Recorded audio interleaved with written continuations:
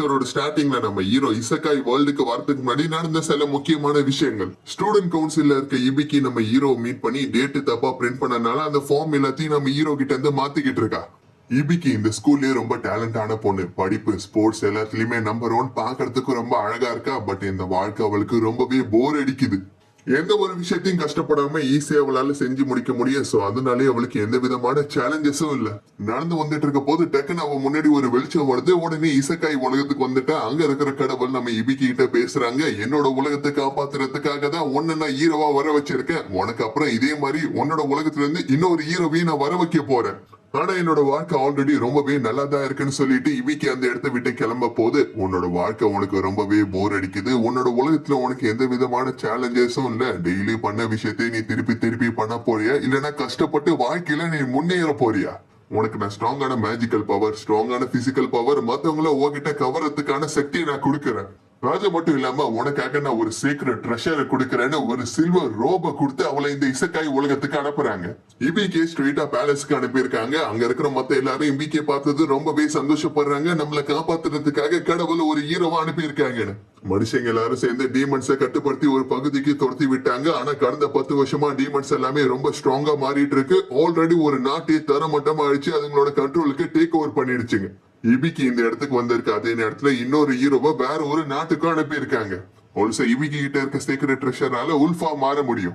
Next இபிகே அவளோட டீமுக்கு ஆளுங்க செலக்ட் பண்றதுக்காக ஒரு இடத்துக்கு வந்திருக்கா. இபிகே பார்த்ததும் போலார் அந்த இடத்த விட்டு கிளம்புறாங்க. இது வரைக்கும் இந்த பொண்ணு சண்டை போட்டதே இல்ல. எக்ஸ்பீரியன்ஸ் இல்லாத இந்த பொண்ணு கூட நான் போனா அதனால எனக்கு தான் டைம் வேஸ்ட் ஆகும். ஏன்னா மாஸ்டர் அதுக்குள்ள இந்த இடத்த விட்டு கிளம்புறீங்கன்னு உடி கேட்க, இங்க சும்மா நான் நிக்கிறதுக்கு பதிலா டீமன்ஸ் கூட போய் சண்டை போட போறேன்னு சொல்றாங்க. டக்குனு இபிக்கு அந்த இடத்துக்கு வந்துட்டா, நீங்க என்னோட மாஸ்டரா எனக்கு சண்டை போட கத்து கொடுத்தீங்கன்னா ரொம்பவே நல்லா இருக்குன்னு கேக்குறா. எக்ஸ்பீரியன்ஸே இல்லாத உனக்கு நான் எதுக்காக சண்டை போட கத்து தரணும்னு போலார் கேட்க, நீங்க டீமன்ஸ் கூட சண்டை போடணும்னு ஆசைப்படுறீங்களா? நான் ஹீரோவா இருக்கனால என்னதான் சண்டை போட போற இடத்துக்கெல்லாம் அனுப்புவாங்க. ஆல்சோ நான் நினைச்ச நேரத்துக்கு எங்க வேணா போக முடியும். நீங்க மட்டும் என்னோட டீம்ல சேர்ந்துட்டீங்கன்னா கண்டிப்பா உங்களால நிறைய டீமன்ஸ் கூட சண்டை போட முடியும். பரவாயில்ல, இந்த டீல் ரொம்பவே நல்லா இருக்குன்னு போலார் இப்ப இபிக்கியோட டீம்ல ஜாயின் பண்றாங்க. ஆல்சோ ஊட்டியும் சேர்ந்துட்டா. ஆல்சோ இவங்களோட டீம்ல நாஸ்ட்னு ஒரு வாரியர் கூட புதுசா ஜாயின் பண்ணிருக்கா. நெக்ஸ்ட் பிரீஸான சியா இவங்களை பாக்குறதுக்காக வராங்க. அவங்கள இவங்க தான் ஊருக்குள்ள கூட்டிட்டு போகணும். அவங்கள ரிசீவ் பண்ணதுக்காக வெயிட் பண்ண போது அவங்க வந்த வண்டியை டீமன்ஸ் அட்டாக் பண்ண விஷயத்தை இவங்க நோட் பண்றாங்க. இப்ப உடனடியே அவங்கள காப்பாத்துறதுக்காக போறாங்க. கோபாட்ஸ் தான் இவங்களை அட்டாக் பண்ணிருக்கு. மேஜிக்கை கன்சியூம் பண்றது மூலியமா கோபாட்ஸ் எல்லாம் ரொம்பவே ஸ்ட்ராங்கா மாறிக்கிட்டே இருக்கும். என்னதான் இதுங்க உருவத்துல சின்னதா இருந்தாலும் நம்ம ஜாக்கிரதையா இருக்கணும். காரணம் இதுங்க சத்தம் போட்டா சுத்தி இருக்க எல்லா கோபாடும் இந்த இடத்துக்கு வந்துடும். அதுக்கப்புறம் பெரிய பிரச்சனையா மாறிடும். பிரீஸ்டான சியா அவளோட மேஜிக் சக்தியை யூஸ் பண்ணி ஒரு பேரியரை உருவாக்கி இருக்கா. அது மூலியமா தான் கோபாடோட அட்டாக் எல்லாத்துல இருந்து தப்பிச்சிட்டு இருக்கா. இந்த கேப்ல ஆளுக்கு ஒரு கோபாடோட கதையை முடிக்கலான முடிவு எடுத்திருக்காங்க. டக்குனு பக்கத்துல வந்து எல்லாருமே ஒரு கோபாடோட கதையை முடிக்கிறாங்க. இபிக்கு அட்டாக் பண்ண போது அந்த கோபாடுக்கு காயம் ஏற்படுது. பட் அது ஒன்னும் உயிரோட தான் இருக்கு. இப்ப அதை போட்டு தள்ளான்னு பார்க்க போது, ப்ளீஸ் என்ன விட்டுருன்னு அது கேட்கிற சத்தம் இவளுக்கு கேக்குது. ஷாக்கான இபிக்கு அப்படியே நின்றுட்டு இருக்க போது கோபாடு சத்தம் போட, அந்த சத்தத்தை கேட்டு சுத்தி இருக்க கோபாட்ஸ் எல்லாமே அந்த இடத்துக்கு வருதுங்க. இப்ப மத்த எல்லாரும் அங்க இருக்கிற கோபாட்ஸ் கூட கஷ்டப்பட்டு சண்டை போட்டுட்டு இருக்காங்க. இன்னைக்கு ரொம்பவே எக்கச்சக்கமா இருக்கு. இபிக்கு நீ ஒரு சேஃபான இடத்துக்கு போகணும்னு சொல்றாங்க. இன்னொரு பக்கம் சியாவோட பேரியர் உடைச்சு அந்த கோபாட்ஸ் அவளை அட்டாக் பண்ணலான்னு பார்க்க போது, டக்குன்னு இபிக்கு எங்க வந்து எல்லாத்தோட கதையை முடிக்க ஆரம்பிச்சுட்டா. நானும் ஒரு ஹீரோ தான், இந்த போரை நானே முடிக்கிறேன்னு அங்க இருக்கிற எல்லாத்தையுமே அவ போட்டு தள்ள ஆரம்பிச்சுட்டா. நெக்ஸ்ட் இவங்களுக்கு உதவி பண்ணதுக்காக சியா இவங்களுக்கு தேங்க்ஸ் சொல்றா. ஆல்சோ இவங்களோட டீம்ல சேர்ந்து டீமன்ஸ் கூட எதிர்த்து சண்டை போடணும்னு அவ ஆசைப்படுறா. ஆனா அவங்க ஊர் மக்கள் அதுக்கு ஒத்துக்க மாட்டாங்க. நீங்க மட்டும் எங்களோட டீம்ல சேர்ந்த விஷயம் தெரிஞ்சா அதனாலே ஒரு பெரிய பிரச்சனை ஏற்படும் சொல்ல, உடனே சியா அவளோட தலைமுடியை வெட்டி எடுத்துட்டா. இந்த முடியை நீங்க கொண்டு போய் அவங்க கிட்ட கொடுங்க. கோபாட்ஸ் அட்டாக் பண்ண போது நான் இறந்து போயிட்டேன்னு சொல்லுங்க. கண்டிப்பா அவங்க நம்புவாங்க. இதே சான்ஸை யூஸ் பண்ணி நான் உங்களோட டீம்ல ரகசியமா இருக்கேன்னு. சியாவோட தன்னம்பிக்கை அவங்க எல்லாருக்குமே ரொம்ப பிடிச்சிருக்கனால அவங்க சியாவை டீம்ல சேர்த்துக்கிட்டாங்க. அதுக்கப்புறம் இவங்க எல்லாரும் ஒன்னா சேர்ந்து எத்தனையோ டீமன்ஸை தோக்கடிச்சிருக்காங்க. பல போர்ல ஒன்னா சண்டை போட்டிருக்காங்க. நடந்த சண்டை எதுலயும் இவங்க தோக்கவே இல்லை. யாராலையும் இவங்களை தோக்கடிக்க முடியாதுன்னு நம்ப போத ஒரு பெரிய ஸ்பைடர் கூட இவங்க சண்டை போட வேண்டிய ஒரு நிலைமை ஏற்பட்டு இருக்கு.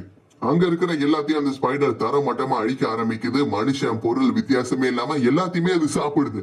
இப்ப போலார் தொடர்ந்து அந்த ஸ்பைடர் அட்டாக் பண்ணிட்டு இருக்காங்க. பட் இவங்க எதிர்பார்த்ததோட அந்த ஸ்பைடரோட டிஃபென்ஸ் ரொம்பவே ஸ்ட்ராங்கா இருக்கு. அதே நேரத்துல அதோட அட்டாக் எல்லாத்தையுமே சமாளிக்க இவங்க ரொம்பவே கஷ்டப்பட்டு இருக்காங்க. இருந்தாலும் போலார் தொடர்ந்து அட்டாக் பண்ணிட்டே இருக்கனால அதோட காலை உடைச்சிட்டாங்க. ஆனா அடுத்த செகண்டே போன கால் திரும்பி வருது. நெக்ஸ்ட் ஸ்பைடர் அதோட வெப்பை யூஸ் பண்ணி இபிக்கிய பிடிக்கலான்னு பார்க்க போது போலார் டக்குன்னு குறுக்குல வந்து மாட்டிக்கிட்டாங்க. அந்த வெப்ல இருந்து கஷ்டப்பட்டு இபிக்கு போலார காப்பாத்திட்டா. அடிப்பட்ட அவங்களோட காயத்தை குணப்படுத்திட்டு இருக்க அதே நேரத்துல மத்த எல்லாருமே அட்டாக் பண்ணி அந்த ஸ்பைடர் தூக்கி கடாசுது. எல்லாருக்கும் இப்படி நடக்கிறத பார்க்க போது இபிக்கு பயத்துல நடுங்கிட்டு இருக்கா. இப்ப ஸ்பைடர் அவளை பிடிச்சி சாப்பிடலான்னு பார்க்க போது டக்குன்னு அவகிட்ட இருக்க கத்தி யூஸ் பண்ணி அந்த ஸ்பைடரோட கண்ணிலேயே அட்டாக் பண்ணிட்டா. இருந்தாலும் அடிப்பட்ட காயத்தை அந்த ஸ்பைடர் அசால்ட்டா குணப்படுத்திடுது. அவ்வளவுதான் எங்களோட கதை முடிய போதுன்னு நினைச்சுக்கிட்டே அவ மயக்க போட்டு விழுந்துட்டா. திருப்பி கண் முழிச்சு பார்க்க போது சேஃபா அவ பேலஸ்ல இருக்க. அவ கூட தான் அவ டீமை சேர்ந்த மத்த எல்லாருமே சேஃபா தான் இருக்காங்க. தோத்து போன நினைச்சு இபிக்கு ஒரு பக்கம் ஃபீல் பண்ணாலும் இவ்வளவு ஸ்ட்ராங்கான மோன்ஸ்டர்ஸ் இருக்குன்னா கண்டிப்பா எனக்கு ஏத்த சேலஞ்சஸும் இருக்குன்னு அவளுக்கு ரொம்பவே சந்தோஷம். நெக்ஸ்ட் இவாஷின்னு ஸ்கூல்ல இருக்க ஒரு பையனை அவன் கூட இருக்க மத்த எல்லாரும் பயங்கரமா டார்ச்சர் பண்றாங்க. நீ மாடல்னு விஷயத்த நாங்க கேள்விப்பட்டோம். சோ கண்டிப்பா உங்ககிட்ட எக்கச்சக்கமான காசு இருக்கும், எங்களுக்கு அந்த காசெல்லாம் கொடுப்பானு.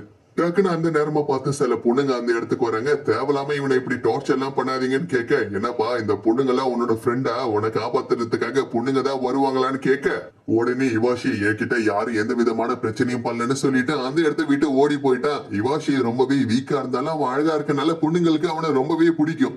வீட்டுக்கு வந்ததுக்கு அப்புறம் ஒரு கேம் விளாடுற. அந்த கேம்ல கூட அவன் தோத்து போயிட்டான். என் வாழ்க்கையில எதுவுமே ஒழுங்கா நடக்க மாட்டேது, பேசாம ஏதாவது ஒரு சூப்பர் பவர் எனக்கு கிடைச்சா ரொம்பவே நல்லா இருக்கும்னு அவன் யோசிச்சுக்கிட்டே இருக்க போது டக்குன்னு கடவுள் அவன் முன்னாடி வராங்க. என்னோட உலகத்துல ஏகப்பட்ட பிரச்சனை இருக்கு, மான்ஸ்டர்ஸை தடுத்து மக்களை காப்பாத்த நீ எனக்கு உதவி பண்ணணும். கூட நான் இன்னொரு ஹீரோவையும் அனுப்புறேன். மான்ஸ்டர்ஸ் கூட சரிசமமா சண்டை போற அளவுக்கு ஸ்ட்ராங்கான ஒரு உடம்பையும் அவங்களை எதிர்த்து போராடுற அளவுக்கு தேவையான மேஜிக் பவரையும் நான் உனக்கு கொடுக்கறேன். அது மட்டும் இல்லாம உனக்கு பறக்கிறதுக்கான சக்தியும் உன்னோட கண்ணை யூஸ் பண்ணி மத்தவங்கள வசியப்படுத்துறதுக்கான பவரையும் கொடுக்கறேன். இதெல்லாம் கேட்டது இவாஷி ரொம்பவே சந்தோஷப்படுறேன். உங்களால வேற ஏதாவது விஷயத்த பண்ண முடியுமான்னு கேட்க, ஓகேப்பா உனக்கு இம்மோட்டலான சக்தியை நான் கொடுக்கறேன். ஆனா நைட்டு மட்டும் தான் நீ இம்மோட்டலா இருப்ப, அதுவும் நிலா வெளிச்சம் பட போது மட்டும் தான் நீ இம்மோட்டலா இருப்ப. இவாஷி அவனோட உருவத்தை மாத்தணும்னு ஆசைப்படுறான். அப்படியே நடக்கட்டும்னு அவனோட உருவத்தை மாத்தி இப்ப இசக்காய் உலகத்துக்கு அவனை அனுப்பிட்டாங்க. இவாஷிய வேற ஒரு நாட்டுல இருக்க பேலஸ்க்கு அனுப்பியிருக்காங்க. லில்லி அவங்கள வரவேற்கிறாங்க. அங்க இருக்கிற சோல்ஜர் நம்ம இவாஷிய கூட்டிட்டு போகிறதுக்காக வந்திருக்காங்க. அவங்கள பார்த்தது இவாஷி ரொம்பவே சந்தோஷப்படுறான். ஃபர்ஸ்ட் டைமா நேர்ல இப்பதான் நான் ஒரு சோல்ஜரை பார்த்து இருக்கேன்னு பேச போது இவாஷியோட கண்ணு பவர் ஆக்டிவேட் ஆயிடுச்சு. உடனே அந்த சோல்ஜர் ரொம்பவே வெக்கப்படுறாங்க. இந்த விஷயத்த லில்லி நோட் பண்றாங்க. அதுக்கப்புறம் ஒரு சயின்டிஸ்ட் இவாஷிய செக் பண்ணிட்டு அந்த ரிசல்ட்டை இப்ப லில்லி கிட்ட சொல்றாரு. அவங்கிட்ட லெஃப்ட் கண்ணோட சக்தி இருக்கு, அதை யூஸ் பண்ணது மூலியமா மத்தவங்கள அவனால வசியப்படுத்த முடியுது. அப்படின்னா இந்த விஷயம் நம்மளுக்கு தெரிஞ்சது அவங்க கிட்ட காட்டிக்க வேணாம்னு சொல்றாங்க. ஆல்சோ ராயல் ஃபேமிலியில சேர்ந்த யாருமே அந்த சக்தியால பாதிக்கப்படாத மாதிரி ஏதாவது ஒரு விஷயத்த கண்டுபிடிங்க. அடுத்து இவாஷிய பாக்குறதுக்காக யூகி வர. இவ ஒரு ஆல்கமிஸ்ட், ஆனா மத்தவங்க மாதிரி இவ மருந்த உருவாக்குறதுல அதுக்கு பதில் இவளால கோலம்ஸ உருவாக்க முடியும். இதை கேட்டது இவாஷி ரொம்பவே சந்தோஷப்படுறான். உடனே அவன் வசியப்படுத்திட்டான் நம்ம யூகிய. உடனே யூகி இவாஷி கூட ரொம்பவே க்ளோஸா மாறிட்டா. இப்ப லில்லி அவளை தடுத்து வெளில கூட்டிட்டு வரா. அதுக்கப்புறம் இவாஷி பேலஸ சுத்தி பார்த்துட்டு இருக்க போது ஒரு டிராகனை பாக்குறான். இப்ப உடனடியா அந்த இடத்துக்கு வரா. மோரான ஒரு பொண்ணுதான் அவளோட சக்தியை யூஸ் பண்ணி இந்த டிராகனை சமன் பண்ணியிருக்கா. ஒரு டிராகன் சமனர். யாரு பண்ணி புதுசா இருக்குன்னு மோரா விசாரிக்க, நான் தான் ஹீரோன்னு அவன் இன்ட்ரோடியூஸ் ஆகிறான். மோரா ஒரு ஸ்ட்ராங்கான டேமர். உன்னோட ஃபேமிலியை சேர்ந்தவங்க இங்கதான் இருக்காங்களான்னு இவாஷி கேட்க, அவங்க எல்லாருமே இறந்து போன விஷயத்த பத்தி மோரா சொல்றா. அதுக்கப்புறம் லில்லி தான் இந்த பேலஸ்க்கு என்ன கூட்டிட்டு வந்திருக்காங்க. சாரிமா என்ன மன்னிச்சுக்கோ, நான் தெரியாம கேட்டேன்னு இவாஷி சொல்ல, தன்னால இப்ப அவன் கண்ணோட பவர் ஆக்டிவேட் ஆகி மோராவும் அவன் வசியப்படுத்திட்டான். உடனே நீ என்ன கல்யாணம் பண்ணிக்கிறியான மோரா கேக்குறா. நீ மட்டும் என்ன கல்யாணம் பண்ணிக்கிட்டேன்னா நம்ம ரெண்டு பேரும் ஒரே ஃபேமிலி ஆயிடலாம். அதுக்கப்புறம் நம்ம ரெண்டு பேரும் சேர்ந்து ஒன்னா சந்தோஷமா இங்க இருக்கலாம்னு. அதுக்கப்புறம் இவாஷி லில்லியை மீட் பண்ண போது மத்தவங்க 3 பேரும் என்னோட டீம்ல சேர்ந்தா நல்லா இருக்கும்னு சொல்றான். அவங்க எல்லாரும் ஹீரோட டீம்ல சேரணும்னு ஆசைப்படுறாங்க. அதே நேரத்துல அவங்க திறமையானவங்களாவும் இருக்காங்க. அப்படின்னா ஓகே, கண்டிப்பா அவங்க உங்களோட டீம்ல சேர்ந்துகிட்டோன்னு லில்லியும் பெர்மிஷன் கொடுக்கறா. நீங்க கண்டிப்பா ஒரு சிறந்த ஹீரோவா இருப்பீங்கன்னு இப்ப அவன் கூட ரொம்பவே க்ளோஸா பழகுறா. அதுக்கப்புறம் 2 பேரும் மேட்டர் தான். டீமன்ஸோட அழிவுக்காக என்ன வேணா பண்றதுக்கு லில்லி தயாரா இருக்கா. அதே நேரத்துல அவளுக்கு காடஸஸ் சுத்தமா பிடிக்காது. இந்த உலகத்துக்கு புதுசா வந்திருக்க 2 ஹீரோஸும் ஒரு நாட்டோட பேலஸ்ல தான் ஸ்ட்ரெயிட்டா லேண்ட் ஆயிருக்காங்க. ஆல்சோ அவங்களுக்கு தன்னால வேண்டிய விஷயம் எல்லாமே அவங்க மூலியமா கிடைக்குது. ஆனா நம்ம ஹீரோக்கு அப்படி கிடையாது. நடு காட்டுக்குள்ள அவன் லேண்ட் பண்ணனால எல்லாத்துக்கும் அவன் ரொம்ப